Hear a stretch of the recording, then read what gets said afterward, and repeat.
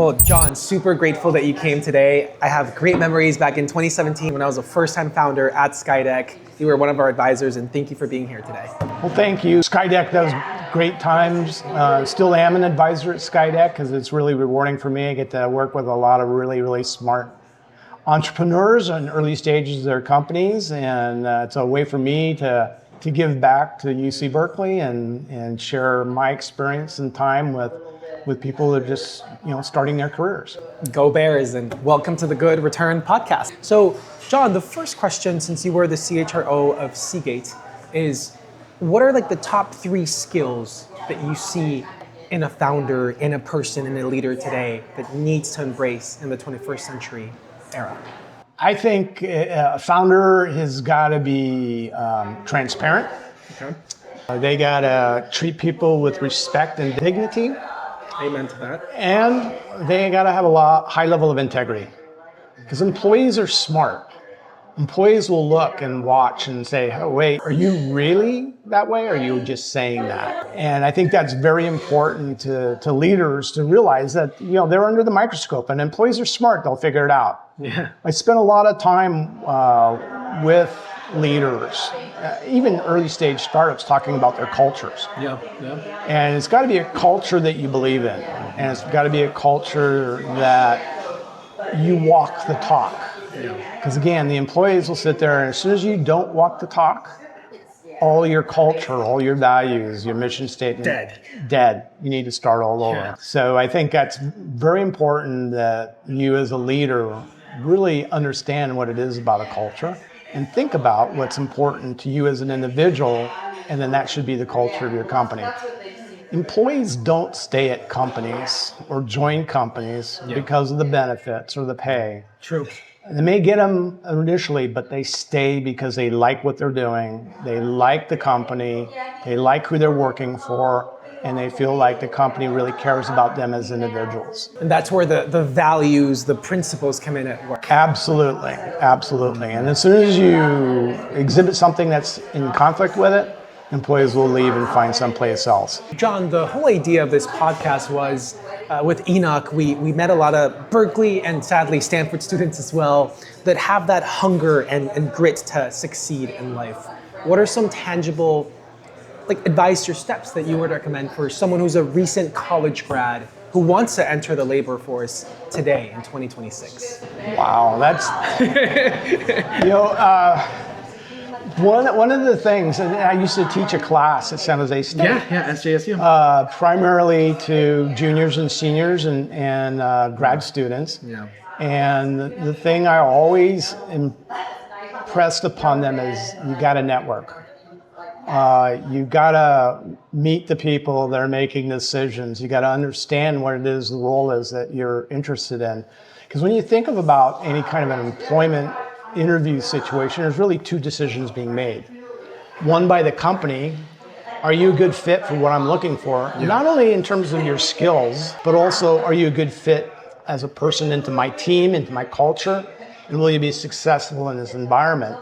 And the employee is doing the same thing, or the potential applicant is this where I want to be? Is this consistent with my values, with my outlook on where I want to be and where I want to go? And are these people I want to work with that care about me as an individual? So it's important to really recognize there's 2 decisions there. And anytime there's a breakdown, like the person comes on board and says, oh, they leave within 3 months, or the company says, hey, you know what, this doesn't work out. Yeah. That's bad communication up front. That means I didn't have enough information and you didn't have enough information to make an informed decision about whether or not this is the right place for both of you. So I really attribute that to a breakdown in communication rather than a hiring mistake. And that's where trust comes into play, right? Because now, especially after COVID, a lot of work from home or hybrid environments, which have made it a bit difficult because sometimes people can't communicate fully because when you're just on Zoom, you don't have the full body language or different forms of communication. What do you think are some good ways for employees and employers to foster more trust in a team? You got to be transparent. You got to communicate. You got to involve people in decision making, and they can't be involved in all decisions, but involve them more so that they have invested a personal stake in not only their personal success but also the success of the company. And the more you can do that, and you can do it via Zoom. I mean, at Seagate, 85% of our employees were not in the United States. Wow. So we used media to do one-on-ones, staff meetings, skip-level interviews. Yeah. It was just a way of doing business. It wasn't something that came about because of COVID. Right. It's just the nature of the business. It's just the nature of the business. Yeah. So how do you link in 85% of your company that's not physically in the same country as you? Right on. Or the 95% of the company that's not in the same facility as you? So for larger companies that are international, multi-sites, this is just kind of a way of doing business, and now we're just doing it on a bigger scale. Smaller companies, this work from home was more traumatic, and how do you do it? 100%. And as you said, it's really engaging, networking, and nourishing that network is so important. And that's why, John, I just want to say thank you. You helped me with the second book, The Real ROI, with the warm intro with Carlos Gutierrez, the former U.S. Secretary of Commerce. And now more on the just personal side, John, I've been open about my Christian faith with you for years. I just wanted to get to know more about you. Like, do you believe in God? Are you open about your faith? Is it more private for you? Like, what's your background there?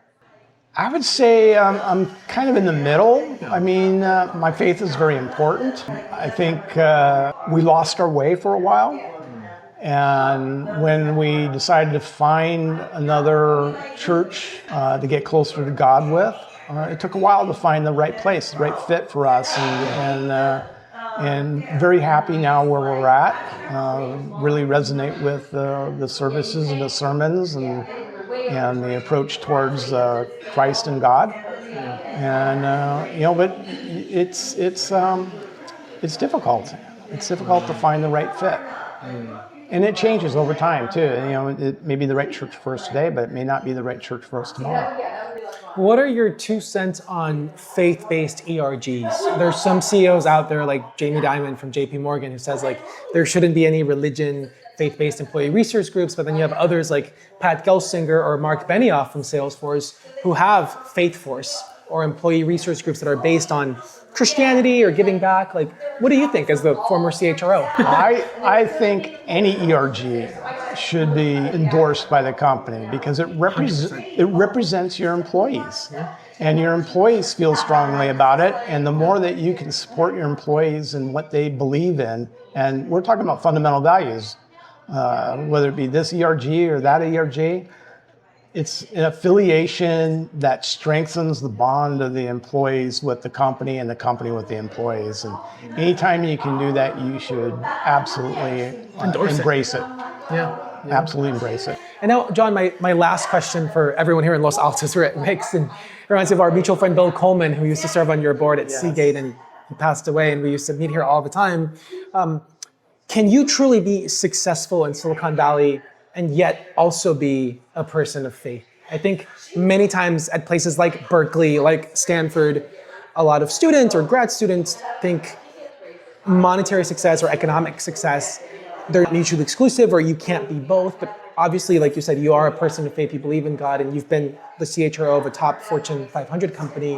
What are your intakes there? Like, is there a good balance between leading and succeeding in Fortune corporate America versus also believing in God and just blessing people, loving God and loving others and reading His Word? I think my values were formulated based on my faith. And you can live true to your values in the Silicon Valley. You don't have to compromise your values. And if you feel like you are compromising your values, then perhaps it's not the right fit for you. But your values are based on your faith, and your faith is based on what you believe in, Christ and God. And the more you follow your values and make decisions based on your values, the happier and more successful you're going to be. And people can tell, especially CEOs, right? I spent so many hours with people like, Pat Gelsinger, Michael Dell, Eric Schmidt, and like the number one trait, John, I see in these CEOs are BS detectors. Yes. And people can tell when you're not truth and you're not truthful to your values and you're speaking BS. Yes. And kind of a good example of that for you is you can look at companies' websites. And almost every one of them says people are our greatest asset. That's a BS phrase. How do you find out, is that marketing or is that reality? And then you look at the values, you look at the culture, you look at what are their benefits, how are they targeting their benefits in terms of their employee population, ERGs. Then you can find out, yeah, this company is a company that really believes people are our greatest asset. Companies who truly walk the talk. I mean, in my first little startup when I was 19, when we met with Joey, my CTO co-founder, I'm sure you remember him, like we had Bible studies every week, and it was something obviously like personal, intimate, but we didn't force it upon our employees, but we made it open after work, and some people joined, others didn't. But just being open of where you come from. And that's who you are, and employees can self-select themselves in, and they can self-select themselves out. Yeah. But the more you're upfront and honest and transparent about that, the more the employees and you can make an informed decision. Same thing with corporate giving or holidays or PTO or any policy, is really being transparent and direct with your teammates. And supporting your values as a company. Well, John, thank you so much for sharing your wisdom Thank today. you for inviting me. We're honored to have you today, and God bless you. Thank you. You too.